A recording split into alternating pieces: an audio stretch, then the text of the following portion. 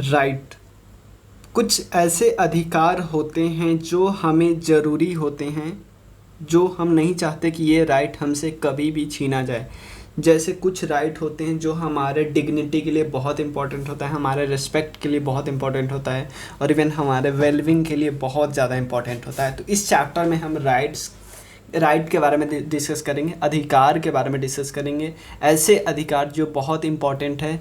तो अधिकार के लिए कुछ कुछ पॉलिटिकल थ्योरिस्ट जैसे इमानुअल कांट ने क्या बोला है। उसके अलावा हम देखेंगे कि कुछ कुछ टॉपिक बहुत इंपॉर्टेंट है। सबसे पहले हम देखेंगे राइट होता क्या है, जैसे हम राइट बोलते हैं तो इसका मतलब क्या होता है, किस बेसिस पे हम राइट क्लेम करते हो, राइट क्लेम हम किससे करते हैं, किससे हम राइट मांगते हैं, और राइट क्या पर्पस सर्व करता है। और भाई इतना पर्पस सर्व करता है तो राइट को तो कोई लीगल बैकअप मिलना चाहिए ना, अगर बहुत अच्छा इंपॉर्टेंट पर्पस सर्व करता होगा। राइट इंपॉर्टेंट क्यों है वो सब डिस्कस करते हैं इस पर्टिकुलर टॉपिक में। इस पर्टिकुलर वीडियो में हम डिस्कस करेंगे 3 चीज़ें। सबसे पहले डिस्कस करेंगे राइट का मतलब क्या होता है, क्या मतलब होता है। जैसे हमें यहाँ पे कुछ चीज़ें हमें पता है कि राइट इसलिए इम्पॉर्टेंट होता है क्योंकि हमें रेस्पेक्ट एंड डिग्निटी प्रदान करता है और हमारे वेलबिंग के लिए इम्पॉर्टेंट है। उसके अलावा नेक्स्ट टॉपिक हमारा डिस्कस करेंगे कि राइट आता कहाँ से है। तो यहाँ पे बताया गया है कि अलग अलग समय पे राइट अलग अलग जगह से आता था। कि बेसिक राइट जो 17वीं 18वीं शताब्दी में बताया जाता है कि बेसिक राइट नेचर से आता था, कि मतलब नेचुरल लॉ होते थे। कोई नेचुरल लॉ जैसे लिबर्टी होता है, लाइफ होता है, प्रॉपर्टी होता है, इसको कोई नहीं छीन सकता, इवन राजा भी नहीं छीन सकता।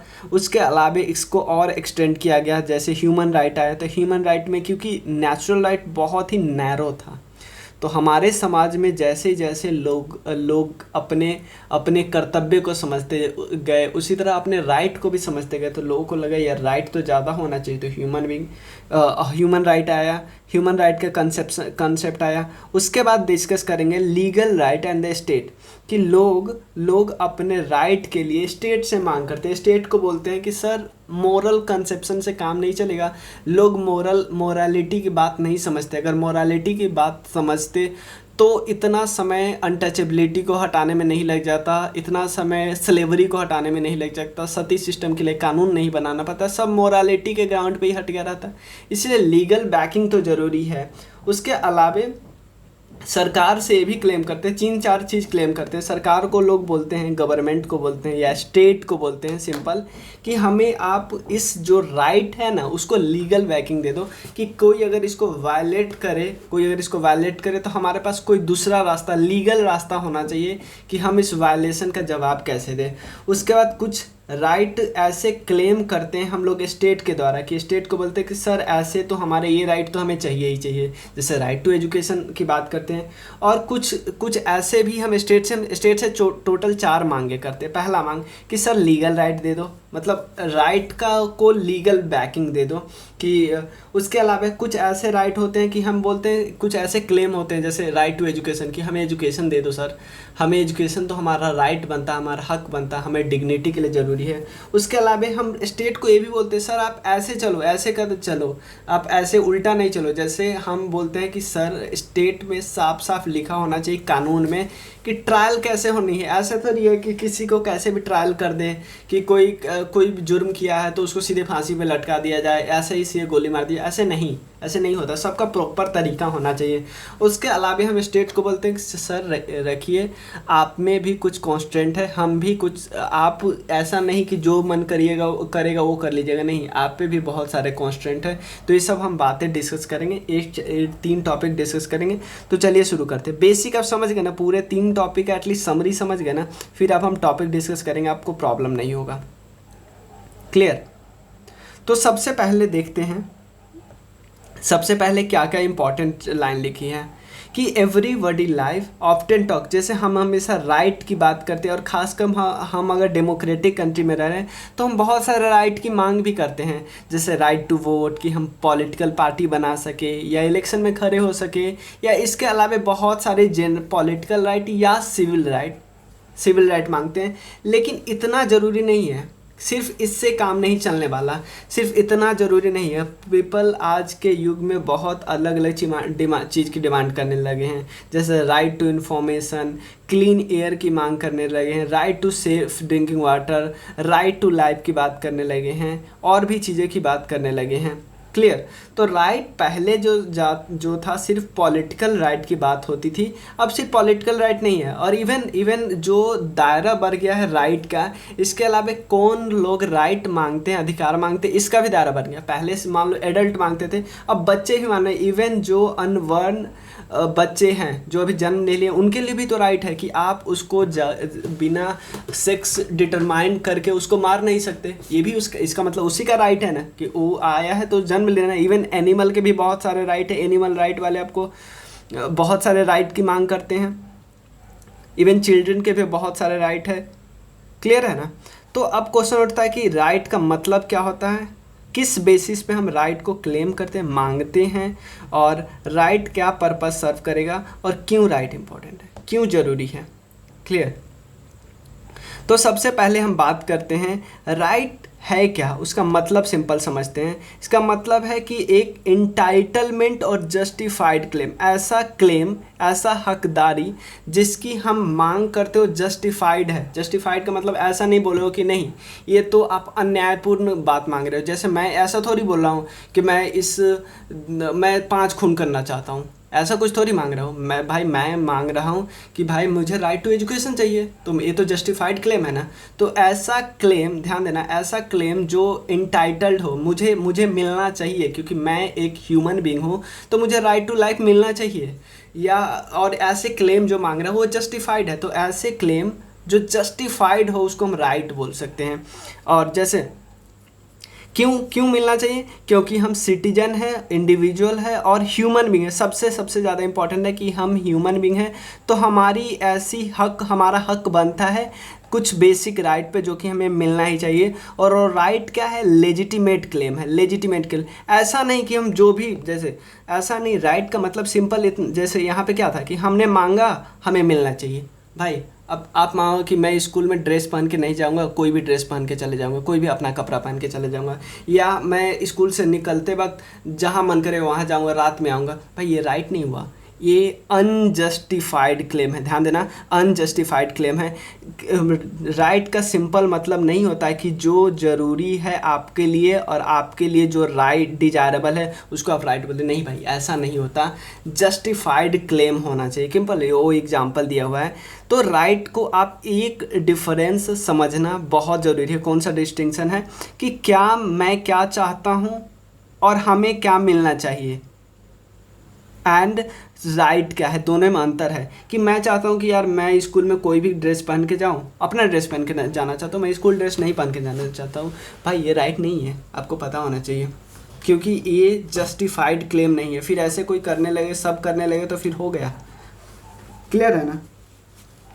तो राइट का सिंपल मतलब होता है कि ऐसा क्लेम जो आपको भी सही लगे और आपके होने से, आपका करने से आप उस राइट की मांग करते हो, इससे दूसरे को नुकसान भी ना हो और आपका और पूरे समाज के लाइफ, आपका रेस्पेक्ट, डिग्निटी भी मेंटेन रहे। मतलब आपका भी रेस्पेक्ट मेंटेन रहे, आपका डिग्निटी जो गरिमा होती है वो भी मेंटेन रहे, और दूसरे का भी गरिमा है। क्योंकि आप स्कूल ऐसे कुछ पहन के चले जाओगे तो फिर ये सही नहीं रहेगा। तो ये आप राइट नहीं ना बोल सकते कि मुझे ये चाहिए ही चाहिए। क्लियर।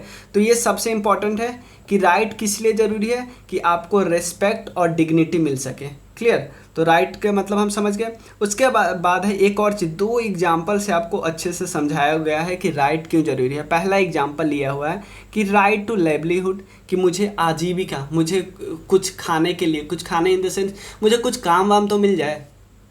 मुझे आजीविका के लिए मुझे ज़रूरी है कि मैं अब खाने ही के लिए ही नहीं मिल रहा है, मुझे काम ही, छोटा मोटा काम ही नहीं मिल रहा है, तो फिर मैं कैसे जीऊँगा। दूसरा है राइट टू एक्सप्रेशन, मतलब फ्रीडम ऑफ एक्सप्रेशन। ये दोनों एग्जाम्पल से आपको बताया जा रहा है इस टॉपिक में कि क्यों इम्पॉर्टेंट है राइट। सबसे पहले बताया जा रहा है कि राइट टू लाइवलीहुड, अगर आपको आजीविका का अधिकार मिल जाएगा तो आप अपना लाइफ डिग्निटी से जियोगे। क्योंकि आप अगर कुछ कुछ काम कर रहे हो, अगर कुछ काम कर रहे हो, गेनफुल एम्प्लॉयड हो, कि मतलब आप गेनफुल का मतलब है कि आप काम कर रहे हो लेकिन पैसे मिल रहे, ऐसा नहीं कि आप बंधुआ मजदूर हो या बॉन्डेड लेबर हो, ऐसा नहीं। आप काम कर रहे हो, कुछ आपको पैसे मिल रहे हैं, तो आप इकोनॉमिक इंडिपेंडेंस हो जाओगे। जैसे ही इकोनॉमिक इंडिपेंडेंस आएगा तो आपकी डिग्निटी तो मेंटेन है ना, आपकी गरिमा मेंटेन है ना। आप ऐसा थोड़ी किसी से मांग के जा रहे हो, कुछ खा रहे हो, ऐसा नहीं। जब आपको पता है कि मैं इंडिपेंडेंस हूँ, जब आपकी बेसिक नीड्स है, जैसे खाना पीना रहना, ये सब पूरा हो जाएगा, तो आप अपने टैलेंट और इंटरेस्ट को नहीं देखोगे। यार मेरा तो खाना हो गया, अब मेरा टाइम बचा हुआ है, अब मैं देखता हूँ कि मेरे में टैलेंट क्या है, और मैं फिर उस टैलेंट से कुछ करने का अपॉर्चुनिटी ढूंढता हूँ। तो ये सब ढूंढने लगोगे ना, तो यानी इससे क्या होगा कि अपने आप को एक्सप्रेस कर सकते हो फ्रीली, चाहे वो कैसे भी, आप डांस के माध्यम से करो, म्यूजिक के माध्यम से करो, और भी क्रिएटिव एक्टिविटी कुछ भी कर सकते हो। सेकंड है फ्रीडम ऑफ एक्सप्रेशन। किस लिए ज़रूरी है? फ्रीडम ऑफ एक्सप्रेशन का मतलब है आप अपना कुछ भी एक्सप्रेस कर सकते हो। कुछ भी एक्सप्रेस का मतलब है कोई भी बिलीफ, कोई भी अपना ओपिनियन दे सकते हो। जैसे, तो ये राइट दोनों इसलिए इंपॉर्टेंट है। ऐसा नहीं कि आप कुछ भी सोचोगे, कोई बिलीफ है, आपको कोई थप्पड़ मार देगा कि ऐसा क्यों सोच रहे हो। नहीं भाई, आप सोचो, अब बोलो। और तो हमने समझ लिया ना यहाँ पे क्या ज़रूरी है, लाइफ में रेस्पेक्ट और डिग्निटी के लिए ज़रूरी है राइट होना। तो यहाँ पे 2 एग्जांपल लेके आपको अच्छे से समझाया है। राइट टू लाइवलीहुड मतलब आजीविका का राइट क्यों ज़रूरी है, फ्रीडम ऑफ एक्सप्रेशन क्यों ज़रूरी है, उससे कैसे हमारा मेंटेन रहता है हमारा राइट।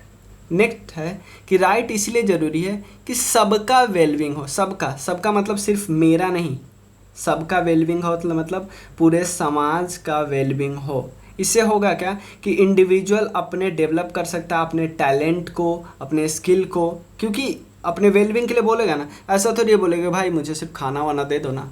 नहीं भाई, वो अपने टैलेंट के लिए, वो अपने स्किल को शार्प करने के लिए सरकार से कुछ ना कुछ बोलेगा ही।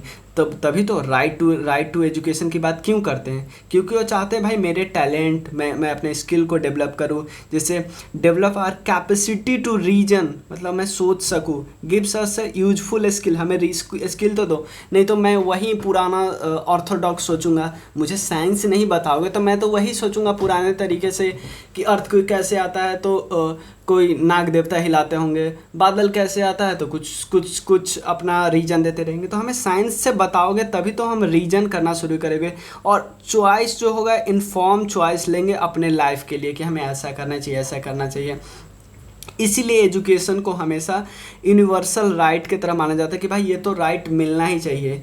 और अब क्वेश्चन होता है कि एक चीज़ आपको सिंपल बता देता हूँ कि यहाँ पे मैंने एक चीज़ बोला आपको कि ऐसा क्लेम जो आपके वेलबिंग के लिए अच्छा है उसको आप राइट बोलते हो।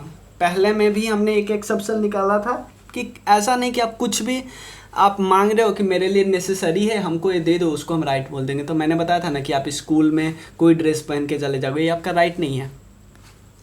सिंपल यहाँ पे भी कि अगर आप बोलो कि मेरे लिए मैं तो सिगरेट पीऊँगा, मुझे चाहिए, मुझे कोई भी दवाई खा सकता हूँ, ये आपका राइट नहीं है। क्योंकि ऐसा चीज़ ध्यान देना, ऐसा कोई भी एक्टिविटी जो आपके हेल्थ को इफ़ेक्ट करे, हेल्थ के लिए इंजीरियस हो, आपके वेलबिंग के लिए अच्छा सही नहीं हो, ये कभी भी आपका राइट नहीं हो सकता। इसको आप क्लेम नहीं कर सकते हो कि सर मुझे राइट दे दो, मेरा राइट है कि मैं कोई भी दवाई खा सकता हूँ अपने शरीर में, कोई भी स्मोकिंग कर सकता हूँ। आपका राइट नहीं है भाई, आपका राइट तभी नहीं है क्योंकि ना ये आपके हेल्थ के लिए और ना आपके वेलबिंग के लिए अच्छा है। तो इसलिए इसको आप राइट नहीं बोल सकते। ड्रग सिर्फ आपके हेल्थ को नहीं इफ़ेक्ट करता है, जैसे हमारे बिहेवियर को चेंज करता है। भाई हमारा बिहेवियर चेंज हो, मेरा बिहेवियर चेंज हो, मैं रास्ते से निकल लो, आपको 2 थप्पड़ मार दे रहा, उसके बाद आप भी मुझे मारोगे ऑब्वियसली। तो यही होगा ना कि मेरा बिहेवियर ऐसे चेंज हुआ कि आपको डेंजर में डाल सकते हो, जो हो सकता है कोई किसी को धक्का दे दे कहीं पे भी। तो यहाँ से क्या होगा कि किसी पर्सन का बिहेवियर उसको दूसरे को डेंजर में डाल सकता है, तो ये नहीं होना चाहिए ना। तो ये कभी भी राइट के डेफिनेशन में नहीं आएगा। क्लियर? अब बात करते हैं कि राइट आता कहाँ से, जो हमें अधिकार मिलते हैं वो मिलते कहाँ से हैं। तो 2 जगह से मिलते हैं। सबसे पहले हम बात करते हैं राइट कहाँ से मिलते हैं? सबसे पहले बात करते हैं 17वीं और 18वीं शताब्दी की बात करते हैं। उस समय हम सिर्फ मानते थे कि ऊपर तो सिर्फ नेचर है या गॉड है। तो हमें जो राइट मिला, कुछ राइट ऐसा होता है जिसको हम नेचुरल लॉ बोल देते हैं कि ये तो हमारा प्रकृति से मिला है, इसको तो कोई नहीं छीन सकता। इवन तुम राजा भी हो तो भी कोई फ़र्क नहीं पड़ता, आप इस राइट को छीन नहीं सकते। मतलब ये राइट तो मेरा बेसिक है, इस राइट से मुझे कोई बेदखल कर ही नहीं सकता। तो ये 3 मेन राइट की बात करते थे, right of life, liberty and property की बात करते थे कि इस 3 राइट से मुझे कोई बेदखल नहीं कर सकता। लेकिन क्या हुआ, this conception of natural right, जो प्राकृतिक लॉ थे, has been used widely to the oppose the exercise of arbitrary power by the state. देखो इवन स्टेट जो होता था, राज्य और राजा जो वगैरह जो होते थे, कोई भी अपना पावर अपना लेते थे कि भाई इसको पकड़ के लाओ, इसको जेल में डालो। भाई राइट टू लाइफ का इसका हनन हुआ ना। अब मान लो कोई सीधे चल रहा है, कुछ भी चल रहा है, आप उसको पकड़ के कुछ भी बोल रहे हो, अब बोल रहे हो कि नहीं तुम इधर नहीं जा सकते, भाई उसकी लिबर्टी, उसकी स्वतंत्रता का हनन है ना। कोई कहीं जाके बोल रहा है, तो इन तीनों राइट का हवाला हमेशा दिया जाता था जब स्टेट कोई आर्बिट्री लॉ पास करते थे या अपने आर्बिट्री पावर का यूज करते थे लोगों को दबाने के लिए, लोगों के फ्रीडम को दबाने के लिए। लेकिन ये आपको नहीं लगता कि ये उस समय के लिए सही था, 17वीं 18वीं शताब्दी के लिए, लेकिन अभी के लिए बहुत ही नैरो है। ऑब्वियसली मानोगे ही आप कि सर 3 राइट बहुत कम नहीं है, लाइफ, लिबर्टी और क्या था, प्रॉपर्टी। तो मैं बता दूं ये तीनों बेसिक राइट है, लेकिन इस राइट से जितने भी राइट आए हैं ना, वो इसी से निकले। जैसे मान लो आप राइट टू लाइफ की बात करते हो, तो आप ये भी बोलोगे ना राइट टू लाइफ में कि मुझे अच्छा इन्वायरमेंट चाहिए, मुझे अच्छा एयर चाहिए, मुझे एयर पॉल्यूशन नहीं चाहिए, राइट टू मतलब अच्छा वाटर चाहिए। तो ये सब कहाँ से निकला? राइट टू लाइफ से। लिबर्टी से बहुत चीज़ निकला। आप बोलोगे फ्रीडम ऑफ एक्सप्रेशन चाहिए, तो ये सब लिबर्टी से निकला। तो जो जितने राइट है सबका बेसिक फंडा यहीं से निकला है। तो ह्यूमन राइट, देखो ह्यूमन राइट द टर्म अभी क्या यूज होने लगा, human right being use more than that, क्योंकि नेचुरल राइट लगता है कि बहुत नैरो है। देखो set of norms that let down us the nature god appears unacceptable to, क्योंकि कम है। Right are increasingly seen as a guarantees that human being themselves seek और अराइव, क्योंकि भाई मुझे लोग बोलते हैं कि सरकार से बोलते हैं या बोलते हैं नॉर्मली ही बोलते हैं कि मैं ह्यूमन बीइंग हूँ, इसलिए इतना बेसिक राइट, इतना मिनिमम राइट तो मुझे मिलना ही चाहिए, इससे कम में तो कोई बात ही नहीं बनेगी।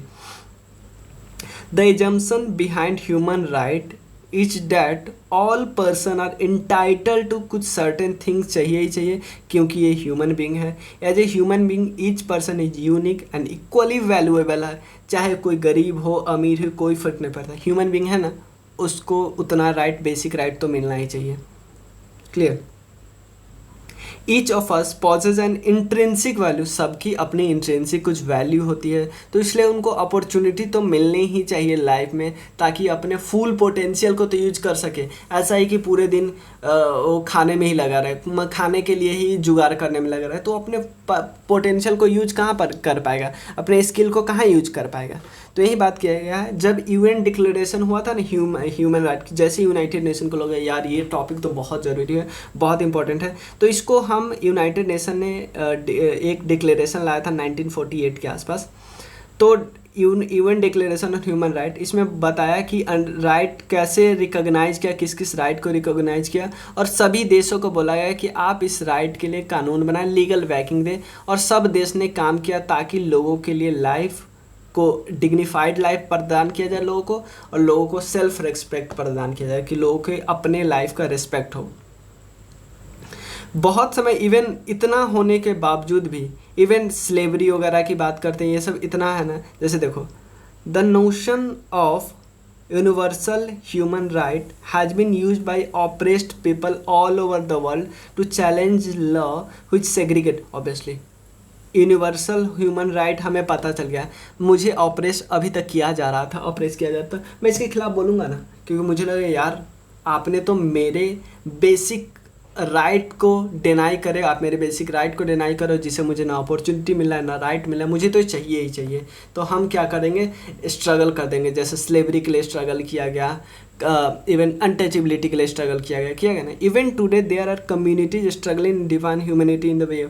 ऑब्वियसली अभी भी बहुत ऐसे चीज़ें हैं जो अलग थलग करते हैं ह्यूमैनिटी को, उनको दिया नहीं जाता, सेल्फ रिस्पेक्ट नहीं दिया जाता, ये सब बात यहाँ पे बोला जाता है। जैसे देखो यहाँ पे एक चीज़ और क्या दिया है, द लिस्ट ऑफ, ये देखो ये पहले ही करेंगे, पहले ये देख लेते हैं क्योंकि ये बहुत इंपॉर्टेंट है इमैनुअल कैंट का, और ये डायरेक्ट इस पे क्वेश्चन आ जाएगा।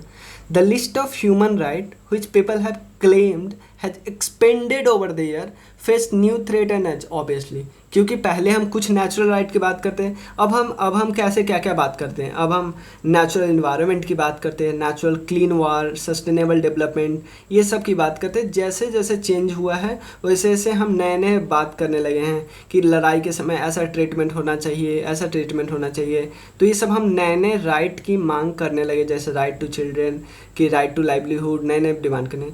सच claim express a sense of moral outreach about infringement of people dignity, and they also act as a rallying call to the people to try and extend right to all human being। obviously ऐसे claim express लोग करते हैं अपने अपने human being, क्योंकि वो human being है तो नए नए राइट की डिमांड करते हैं, अपने डिग्निटी के लिए डिमांड करते हैं।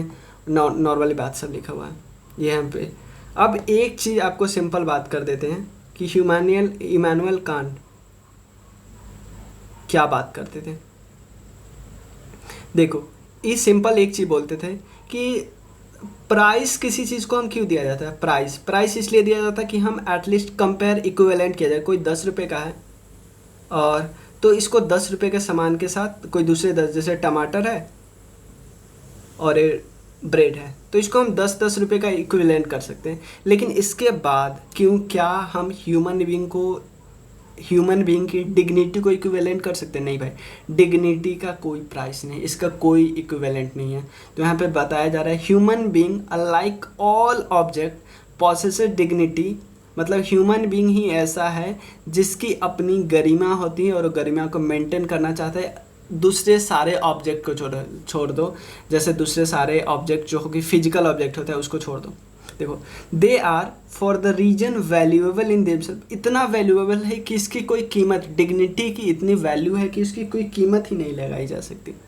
18th सेंचुरी के जो जर्मन फिलोसोफर थे इमैनुअल कांट, उनका सिंपल आइडिया था, डीप मीनिंग था। मैं बताता हूँ क्या उनका आइडिया था। For it mean that every person जिसके पास डिग्निटी है, इसीलिए वो क्योंकि ह्यूमन बीइंग है तो उनको डिग्निटी के लिए इवन उसको डिग्निफाइड लाइफ प्रदान करना चाहिए। देखो इवन कोई पर्सन अनएजुकेटेड है, पुअर है या पावरलेस है, इवन डिसऑनेस्ट और इमोरल है, फिर भी उसको डिग्निफाइड लाइफ चाहिए, फिर भी उसको मिनिमम डिग्निटी तो चाहिए ही चाहिए। अब मेन इंपॉर्टेंट लाइन यहाँ पे बोलते हैं इमैनुअल कांट कि for can't to treat people with dignity was to treat them morally. This is the idea become a rallying point for those struggling against social hierarchy and human right। यहाँ पे देखो can't की जो view है moral conception का वो कैसे है, 2 आर्गुमेंट देते हैं। पहला, we should be treating others as we would like to be treated। देखो पहले देखो ये बोलते हैं, ये मान लो लीगल कॉन्सेप्शन से पहले कि एक मोरल कॉन्सेप्शन की बात कर देते हैं कि हम चाहते हैं कि भाई तुम मुझसे अच्छे से ट्रीटमेंट करो, तुम मुझे मेरा रिस्पेक्ट करो, तो मेरा क्या हक बनता है, कि मैं भी आपका रिस्पेक्ट करूँ। सेम यही बात बोला जाता है। पहला बोला जाता है कि we should be treating others, हमें दूसरों को ऐसे ट्रीट करना चाहिए जैसे हम चाहते कि मेरे साथ ट्रीटमेंट हो। ऑब्वियसली सेकेंड बात बोला जाता है कि we should make sure that we don't treat the other person as means to or ends. मतलब ऐसे जैसे मान लो मैं आपको ट्रीट कर रहा हूँ कि जैसे मान लो आप मेरे यहाँ काम करते हो, मैं आपको ट्रीट कर रहा हूँ, ओह बस 100 रुपये के लिए तुम काम करते हो ना, तुम मेरे यहाँ 100 रुपये के लिए काम करते हो, तुम एज अ कमोडिटी हो, जैसे पेन हॉर्स नॉर्मल चीज़ होता है वैसे कमोडिटी हो। हम ऐसे नहीं कर सकते, हम ऐसे ट्रीट कर ही नहीं सकते, क्योंकि बाकी चीज़ों के पास बाकी चीज़ ह्यूमन बीइंग नहीं है तो बाकी चीज़ों के पास डिग्निटी नहीं है। इस इंसान के पास डिग्निटी है तो उसको मिनिमम डिग्निटी तो मिलना ही चाहिए। We ought to respect people not because they are useful to us. ध्यान देना, हम लोगों का रिस्पेक्ट इसलिए करना चाहिए क्योंकि हमें ज़रूरी नहीं है, बस हमें इसलिए रिस्पेक्ट करना चाहिए कि वो ह्यूमन बीइंग है। कितनी बड़ी लाइन बोल दी कि सबसे पहले उन्होंने बोला कि लोगों को मॉरली कंसेप्शन पे ज़्यादा जोर देने का जोर दिया, क्योंकि लीगल के बावजूद भी, क्योंकि लीगल कानून बनाने के बावजूद भी, क्योंकि ये इन्होंने जब ये बात लिखी होगी तब तो लीगल कानून नहीं आया रहा होगा, तो इन्होंने बोला कि मोरल कंसेप्शन पे ज़्यादा ध्यान देना चाहिए, और ये पॉइंट उनके लिए भी काम करेंगे जो ह्यूमन राइट के लिए बहुत ज़्यादा काम करते हैं। जैसे इन्होंने 2 आर्गुमेंट दिया था कि मोरालिटी क्यों ज़रूरी है। पहला कि आप इंसान को ऐसे ट्रीट करो जैसा आप चाहते हो कि मेरे से ट्रीट हो, और कभी भी आप इंसान को ऐसे ट्रीट नहीं करो कि जैसे ये तो एक एंड्स है, मतलब ये इसका बस एक कमोडिटी वाला वैल्यू है। किसी इंसान को इसलिए आप रिस्पेक्ट नहीं करो कि वो आपके लिए यूजफुल है, भाई इसलिए उसका रिस्पेक्ट करो या उसकी डिग्निटी उसको दो क्योंकि वो ह्यूमन बीइंग है। बस इतना ही है इस टॉपिक में, जो नेक्स्ट टॉपिक से हम डिस्कस करेंगे, नेक्स्ट जो वीडियो में डिस्कस करेंगे 3rd, 4th, 5th topic, 3 topic है, क्योंकि बहुत इंपॉर्टेंट चीज़ है तो इसलिए थोड़ा टाइम लग गया। चलिए, थैंक यू सो मच।